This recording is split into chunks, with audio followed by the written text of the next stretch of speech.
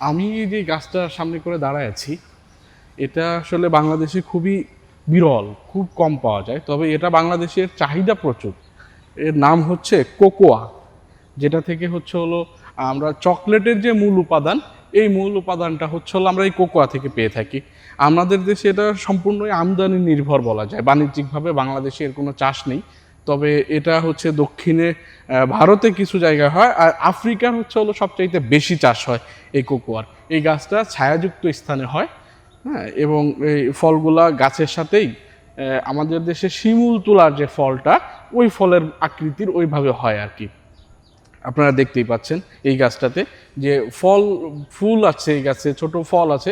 এটা 12 মাসি একটা ফল, এটা 12 মাসি এটা দেয়। এটার ছোট ছোট ফুল গাছের কাণ্ড থেকে বের হয়েছে, এবং এরপর একটু ছোট ফল আছে, এরপর একটু বড় ফল, এরপর একটু বড় ফল। এইটাই যেমন এই ফলটা পরিপক্ক হয়ে গেছে, হ্যাঁ।